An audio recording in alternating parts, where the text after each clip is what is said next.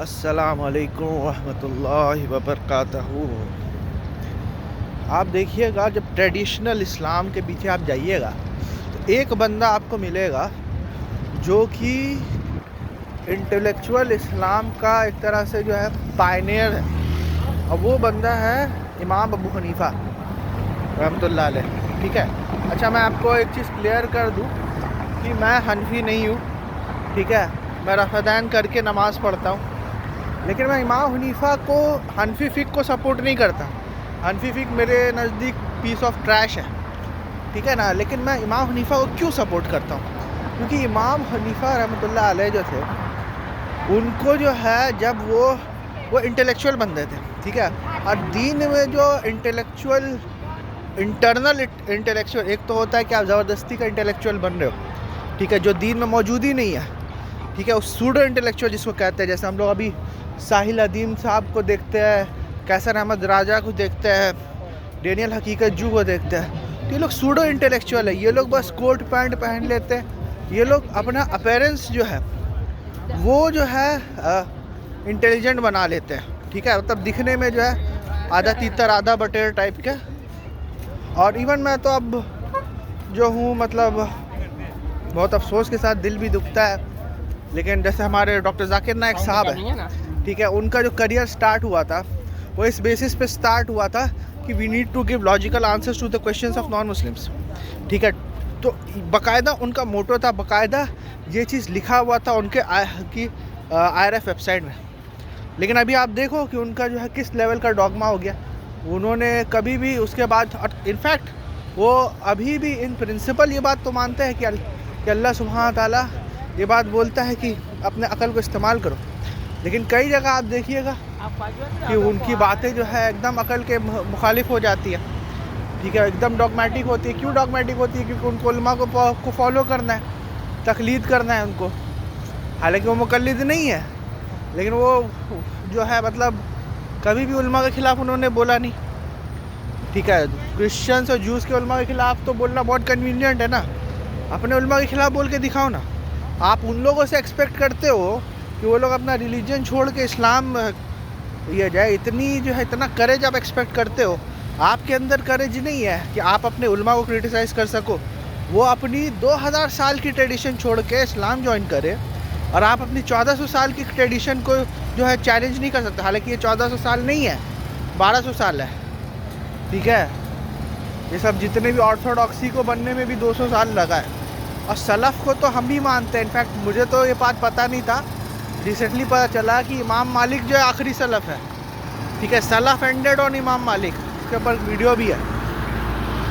تو جب سلف جو ہے امام مالک کے اس میں جو ہے اینڈ ہو گیا ہے، ٹھیک ہے، تو یہ امام شافعی ہو گیا، اور بھی جو امام احمد ہو گئے، دے کیم آفٹر سلف۔ اور پھر یہ لوگ آ کے کیا کرتے ہیں؟ یہ لوگ آ کے جو ہے امام شافعی تو خیر نہیں، لیکن باقی جو محدثین جو ہے، سو کالڈ محدثین، بھائی آپ اہل حدیث کا فقہا کو کرٹیسائز کر سکتے ہیں، تو ہم لوگ محدثین کو کرٹیسائز کیوں نہیں کر سکتے؟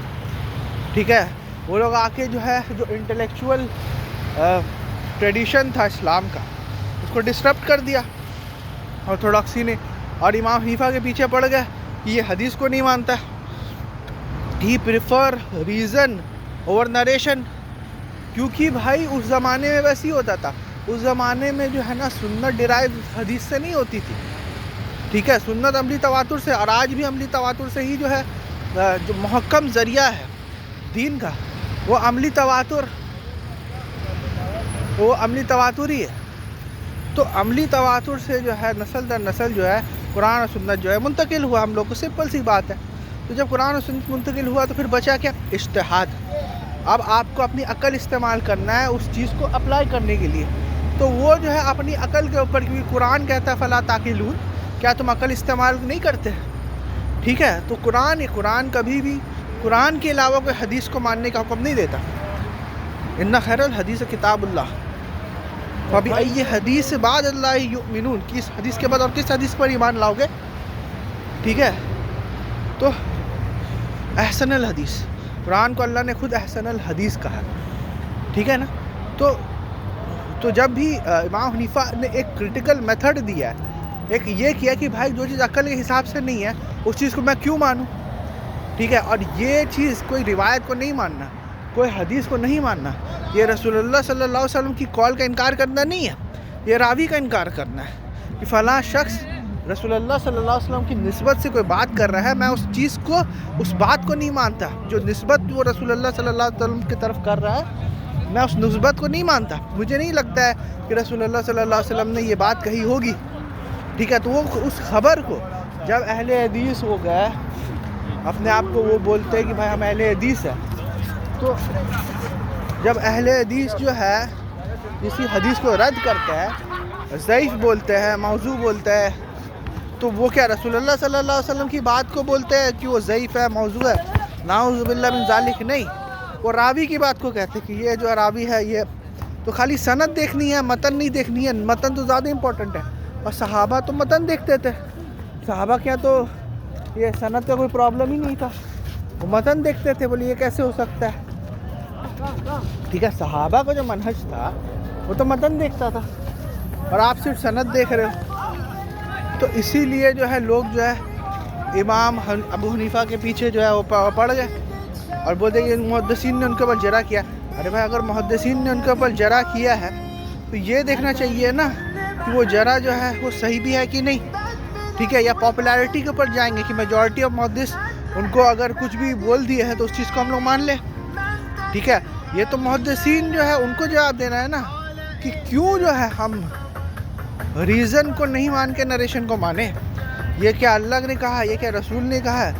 آپ بولتے ہو کہ نہیں اللہ کو ماننا قرآن ہے، رسول کو ماننا حدیث ہے. بالکل غلط بات ہے. قرآن کیا الگ ہے؟ مطلب قرآن کس کے اوپر نازل ہوا؟ رسول کے اوپر نازل ہوا. رسول نے کون سی کتاب چھوڑی ہے؟ قرآن چھوڑی ہے. حدیث انہوں نے دیا؟ کیا رسول اللہ صلی اللہ علیہ وسلم نے آپ کو دیا کہ یہ قرآن ہے اور یہ حدیث ہے؟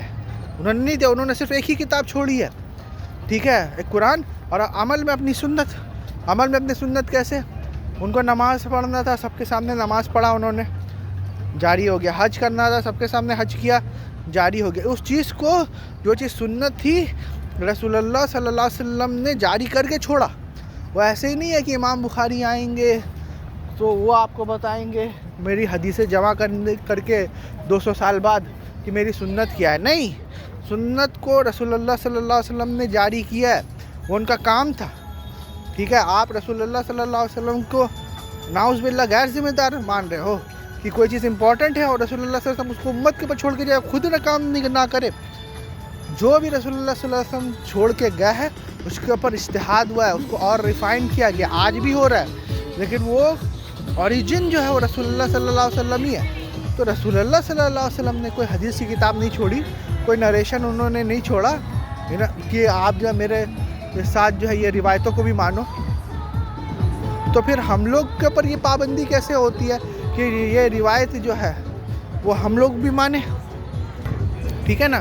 تو روایت جو ہے وہ رسول اللہ صلی اللہ علیہ وسلم کی ہو بھی سکتی ہے کہ انہوں نے کہا، نہیں بھی ہو سکتی ہے وہ انہوں نے نہیں کہا. یہ ظن غالب بھی ہم لوگ یہ کر سکتے قرآن. لیکن جو ہے یہ 100% ہم لوگ شیور ہے کہ رسول اللہ صلی اللہ علیہ وسلم ہی سے ہی منتقل ہوا ہے. یہ سنت جو ہے یہ ہم لوگ 100% شیور ہے کہ رسول اللہ صلی اللہ علیہ وسلم سے ہی منتقل ہوا. یہ لوگ بولتے ہیں کہ نہیں قرآن بھی ویسے ٹرانسمٹ ہوا ہے ویسے جیسے حدیث. تو بھائی تم کیوں حدیث کی جو ہے تحقیق کرتے ہو؟ کیا تم کبھی بھی قرآن کی آیت کی تحقیق کی ہو کہ یہ کیا قرآن جو ہے یہ آیت جو ہے وہ صحیح ہے کہ نہیں؟ حدیث کی تو تحقیق ہوتی ہے، ہر دور میں ہوتی ہے.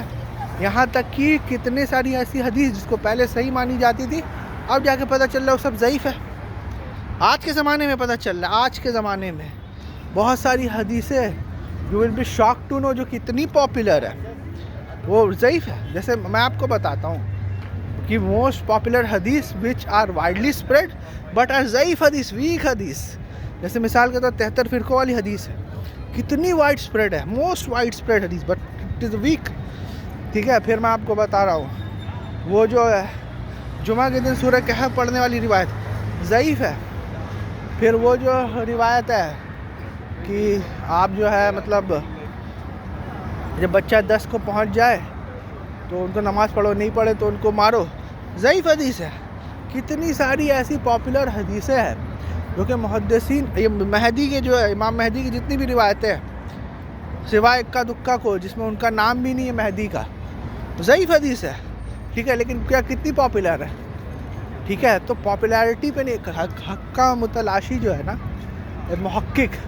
محقق کوئی منصب کا نام نہیں ہے کہ فلاں کوئی امام جو ہے وہ محقق ہے، محقق ایک ایٹیٹیوڈ کا نام ہے، ایک بیہیویئر کا نام ہے کہ ایک بندہ جو حق کی تلاش میں ہے وہ محقق ہے۔ یہی ریزن ہے کہ ہر مسلمان جو ہے وہ اپنے پریئر میں بولتا ہے اہدنا الصراط المستقیم۔ جب آپ کو سب حق مل گیا تو آپ روز روز کیوں بول رہے ہو؟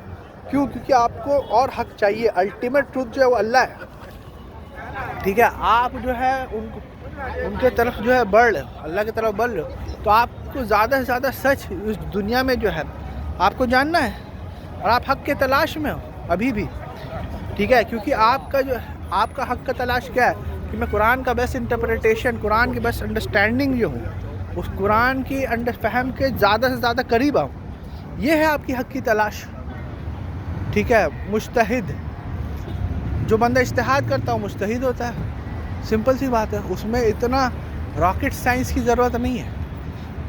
جو بندہ اجتہاد کرتا ہے، کیونکہ رسول اللہ صلی اللہ علیہ وسلم نے یہ فرق نہیں کیا ہے کہ جتنے بھی فرق ہے ہم لوگ کرتے ہیں، تقلید کرنا چاہیے نہیں چاہیے، یہ سب ہم لوگوں نے پیدا کیا ہے، اور دین کو جو ہے جو کہ اتنا آسان تھا اس کو ہم لوگوں نے کمپلیکیٹ کیا ہے ایکچولی میں۔